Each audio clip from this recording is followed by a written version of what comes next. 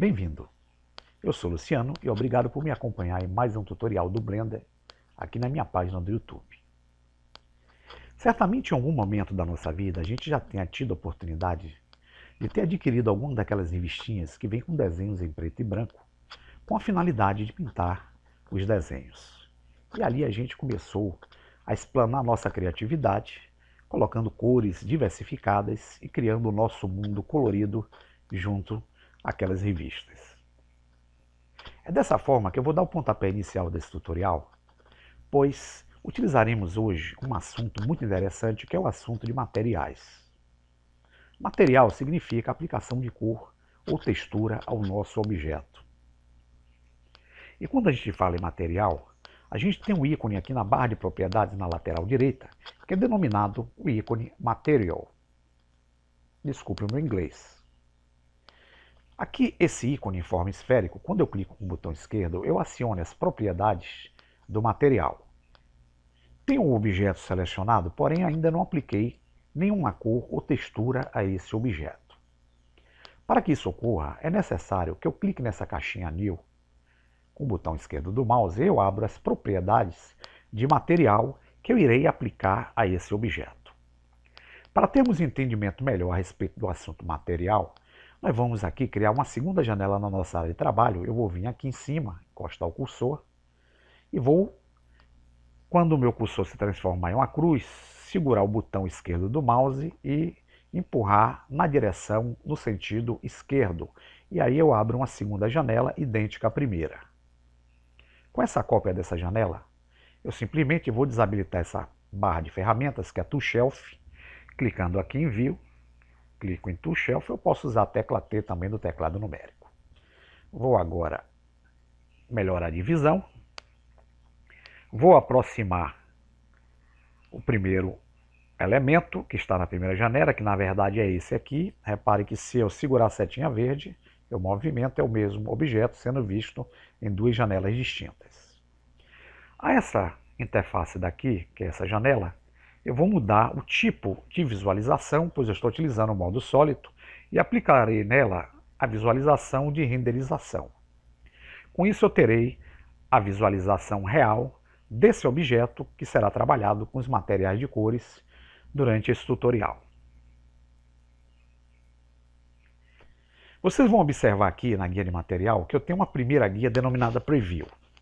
É nessa guia que nós vamos perceber que existe aqui na guia Preview o enquadramento de alguns itens que eu posso observar de formas distintas à cor aplicada ao meu elemento.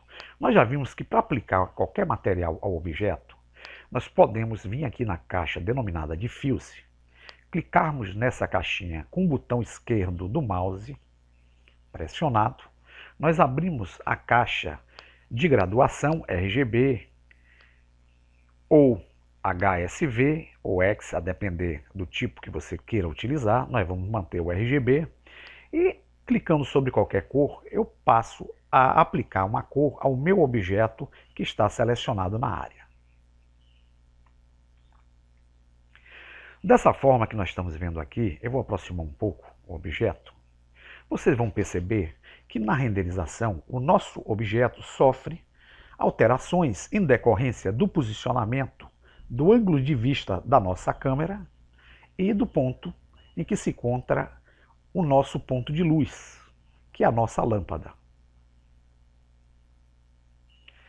Nessa caixa de Diffuse, quando aplicamos cores, nós temos a opção em Intensity, clicar aqui nessa caixinha com o botão esquerdo, segurar o botão esquerdo do mouse, arrastá-lo para a direita ou para a esquerda. E quando nós aumentamos a intensidade da cor ou diminuímos, nós temos alterações na visualização do nosso objeto. Se tirarmos a intensidade de cor, praticamente nós tiramos a cor. Se nós aumentarmos, nós damos mais intensidade à nossa cor. Existe a opção Ramp, que quando clicamos, vai nos permitir fazer algumas aplicações que são efeitos de transparência e de mesclagem de cores. Exemplo, eu tenho uma setinha aqui. Quando eu clico nessa setinha, eu vou ver que eu tenho uma cor aqui definida.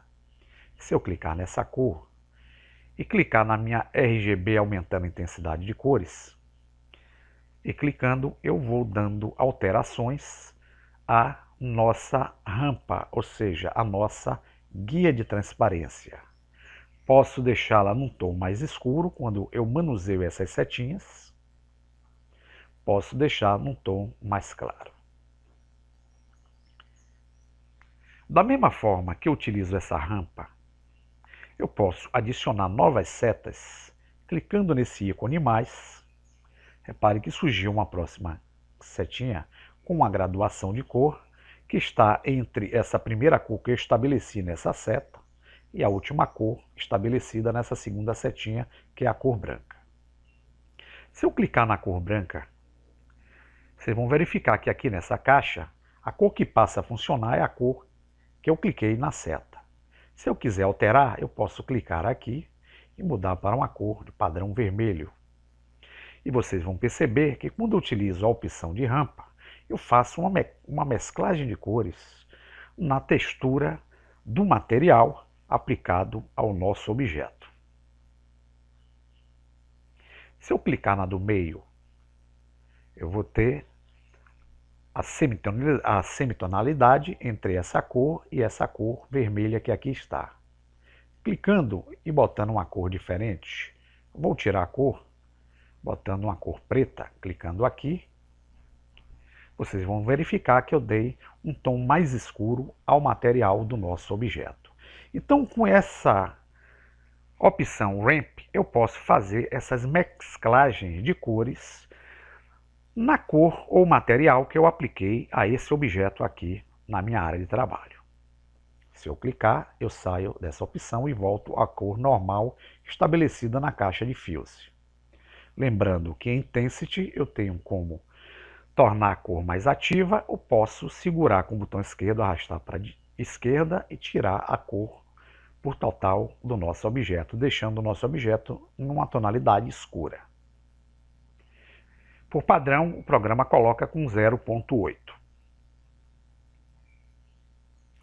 Essa segunda guia, denominada Specular, é uma lâmpada que não vem do material aplicado. É uma lâmpada incidida de forma externa. É mais ou menos esse ponto branco que vocês estão vendo aqui na textura de cor do objeto. Eu posso alterar essa cor a qualquer momento. Basta eu clicar aqui nessa caixinha. Vocês podem perceber que a tonalidade aplicada é uma tonalidade de uma cor branco, porque aqui na minha caixa Specular eu estou utilizando a cor branco. Quando eu clico, se eu clicar aqui numa cor roxa, verifiquem que aquele branco passou a ter uma cor roxa aqui, bem nesse ponto. Se eu quiser botar uma cor vermelha, eu faço a aplicação dessa texturização externa utilizando a espécula. Vamos manter aqui na cor branca para facilitar a nossa visualização. E aqui a espécula eu tenho a guia denominada Intensity, que eu posso segurar com o botão esquerdo do mouse, empurrar para a direita, ou posso empurrá-lo para a esquerda. Quando eu empurro para a esquerda, vocês vão perceber que na renderização, a cor que eu apliquei, ela passa a ter mais ou menos um tom aveludado. É nesta guia especular que eu vou controlar a dureza dessa intensidade da luz externa. Então, quando eu venho aqui em Intensity e aumento o valor, eu dou mais intensidade à luz externa aplicada ao meu material. Ainda em Specular, eu tenho a opção Hardness, que é justamente a dureza que eu vou aplicar à luz espécula sobre o meu material. Se eu segurar aqui com o botão esquerdo do mouse e empurrá-lo para a direita, quando eu solto, vocês vão verificar que quanto maior o valor, mais dureza eu dou à luz espécula.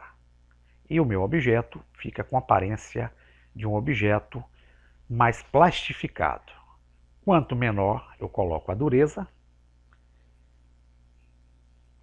mais efeito aqui eu vou dando a luz de intensidade aplicado pela luz espécula. E aqui a gente pode utilizar a espécula para criar alguns efeitos de iluminação no nosso material que a gente aplique a um determinado objeto.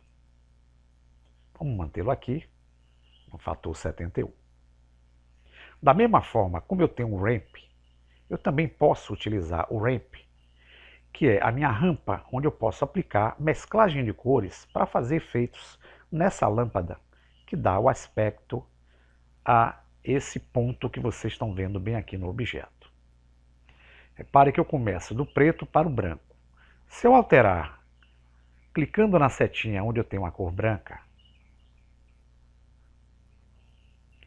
eu clico nessa caixinha, mudo para um vermelho. Observe que a intensidade de luz ela varia da cor preta, que está na primeira seta, à cor vermelha, que se encontra na segunda seta. Querendo adicionar ou deletar essas setas, basta utilizar os recursos mais ou menos que se encontram aqui na parte superior. Se eu quiser adicionar uma cor intermediária entre essas duas setas, eu clico em mais. Observe que surge uma terceira setinha aqui no meio. Quantas setas vocês queiram colocar, basta vocês clicarem no sinal de adição. E se vocês quiserem apagar, vocês selecionam a seta e clica no sinal de subtração. Então, quando eu clico aqui, a cor que eu tenho é o intermediário entre o preto e o vermelho. Se eu clicar e der uma cor azul, observe que o azul ele vai aparecer aqui de forma bem afinada entre o preto e o vermelho aplicado na luz espécula. Para eu sair do ramp, eu clico aqui nessa caixinha e deixo de ter a ativação do ramp no meu efeito do espécula. Vocês vão observar também que eu tenho como utilizar alguns recursos. No caso da diffuse, quando eu clico nessa caixinha, geralmente o Lambert é um material padrão que nós utilizamos em grande parte das nossas aplicações aqui no Blender 3D. Mas a gente tem a opção de utilizar esta daqui. Verifique que há uma diferença. Podemos usar o tom, dar um efeito. Podemos usar o Minart, dar um outro efeito. Podemos usar o Fresnel, que dá um outro efeito. Utilizando essas opções aqui de shader, que são os sombreamentos, que a gente pode fazer alguns efeitos interessantes no nosso objeto. Da mesma forma, eu posso também aplicar alguns objetos padrão para a nossa luz especular.